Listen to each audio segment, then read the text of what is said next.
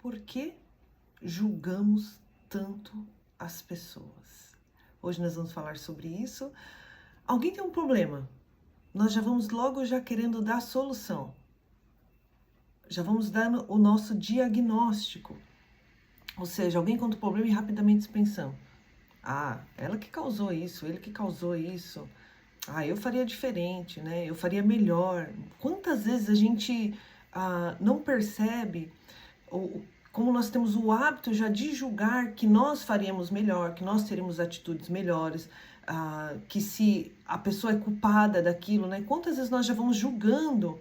Então, hoje nós vamos entender um pouquinho como a neurociência nos explica sobre isso, como a espiritualidade, como o TCC, né, nos explica sobre tudo isso, para a gente poder entender melhor como trabalhar isso. Queridos, o nosso cérebro ele foi programado para fazer avaliações rápidas. Então a pessoa chegou, contou um problema, então o seu cérebro ele busca o quê?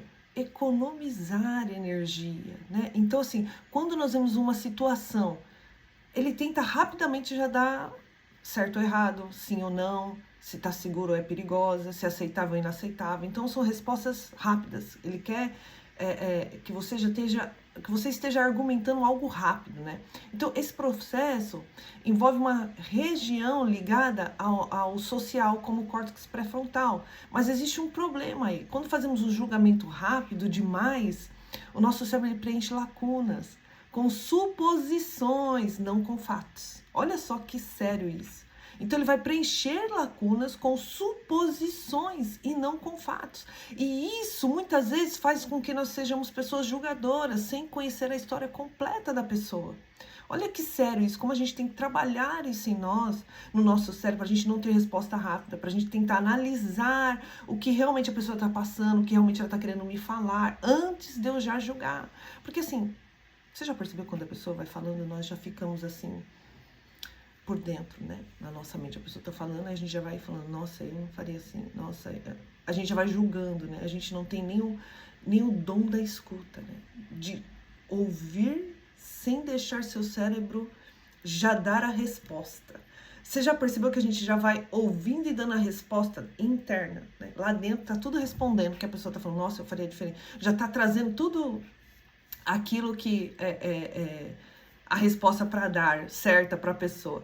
E olha que importante a gente analisar isso em nós, e quando essas respostas já querer vir dar, nós debater internamente conosco mesmo. Tipo assim, não, eu quero ouvir a pessoa. Né? E aí você parar essa voz, parar essa atitude do cérebro de querer já dar uma resposta rápida e você ouvir o que a pessoa está falando. Né? Analisar o que a pessoa está falando, prestar atenção no que a pessoa está falando, né? Então, na terapia cognitiva, são erros, os pensamentos que nos levam a interpretar a realidade de forma distorcida. Por quê, queridos? Existe algo chamado distorção cognitiva, ou seja, nós ficamos rotulando, né? Então, quando definimos uma pessoa pelo erro, então você vai lá e define aquela pessoa, a pessoa errou. Ela fez um monte de coisa boa para você, mas aquela pessoa errou.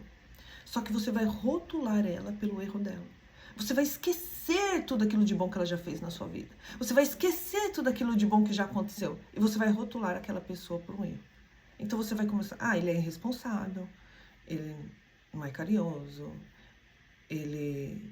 Então você criou dentro de você uma rotulação daquela pessoa, né? E muitas vezes você faz uma leitura mental. Você acredita que sabe o que o outro está pensando. Ele agiu assim porque eu sei, ele pensa assim. Né? Olha que sério, como a gente quer controlar o outro, né? Como a gente quer rotular, controlar o que ele está pensando.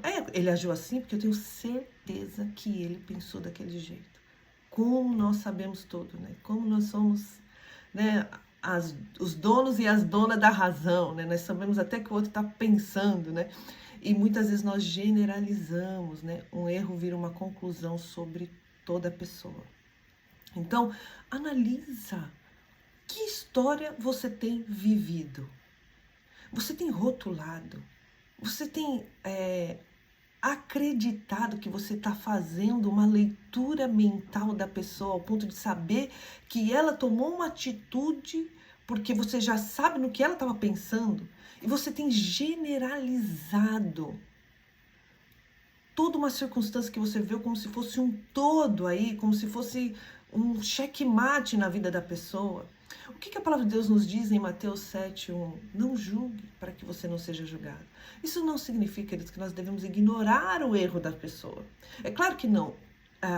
Tudo na vida tem que ser trabalhado, tem que ser moldado, tem que ser forjado, né?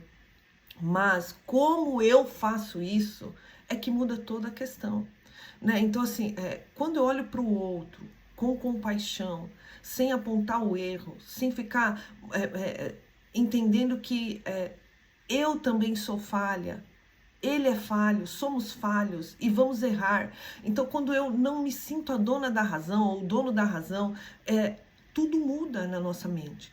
Nós vamos olhar para o outro com uma compaixão, com um olhar de ajuda, com um olhar de transformação e não de culpa e de erro.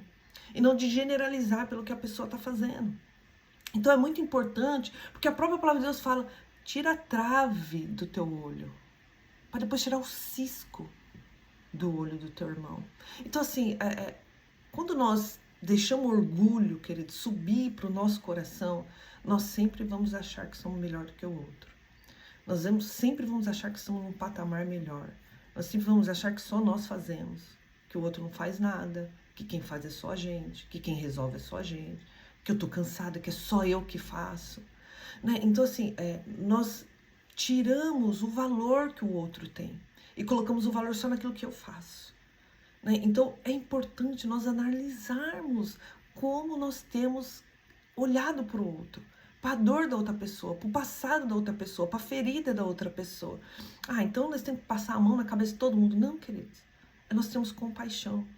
Porque eu e você erramos, eu e você falhamos. Você falha. Você erra. Né? E entender isso, olhar para nós com as nossas falhas e os nossos erros, muda tudo. Porque a gente tem que entender assim, primeiras perguntas que a gente tem que começar a fazer. Eu conheço a história toda daquela pessoa? Eu já cometi erros parecidos? Se alguém me julgasse no pior momento da minha vida, como eu me sentiria? Então é importante a gente poder fazer esse tipo de pergunta, porque isso traz o quê? Uma consciência para nós da dor do outro, daquilo que eu já passei. Julgar é fácil, querido, mas compreender exige maturidade, porque julgar qualquer um pode, né? Quando nós substituímos o julgamento por maturidade, a empatia começa a crescer na nossa vida, algo muda dentro da gente, né? Então, os nossos relacionamentos melhoram, a sua mente fica mais leve, a nossa forma de enxergar as pessoas muda, né? Porque a gente não vai enxergar só o erro. Tem uma coisa assim que eu acho bem legal que faz assim, existe uma folha branca, né? Então a pessoa é aquela folha branca, e aí ela fez algo com você que você ficou muito chateado, e aí tem um pontinho preto. E aí você esquece toda a folha branca e você só tá olhando pro pontinho preto. Então, pessoas vão nos decepcionar, pessoas vão falhar com a gente, pessoas vão nos trair, pessoas vão tirar proveito de nós, pessoas vão querer ganhar vantagem em cima de nós. Mas entenda uma coisa. Você também erra, você também falha, você também mente, você também esconde, você também, eu também. Então nós precisamos começar a olhar para nós e olhar para o outro com compaixão, como alguém que também é errante e que está nessa vida aprendendo dia após dia. E aí a palavra de Deus nos fala assim, ó, assim como a faca afia um outro, assim o ser humano afia um outro. Às vezes, você vai estar num patamar melhor mesmo. Você já passou por aquela fase, né? Você já não está mais cometendo aquele tipo de erro. E aí você pode ajudar a pessoa. Em vez de você julgar, ajude. Né? Porque vai ter uma outra pessoa que já passou por uma fase que você está passando agora. E aí aquela pessoa ela não vai te julgar. Ela vai te ajudar. Então, assim a gente vai afiando um outro. Cada um vive uma fase. Cada um está num estado da vida. Uns estão no estado mais avançado mesmo. Outros não. Mas cabe a nós não ter aquele sentimento de julgar, mas de compaixão, de tentar entender a história do outro, para que outras pessoas, no dia que você estiver no dia mal, entendam a tua história. Compartilhe e Deus abençoe.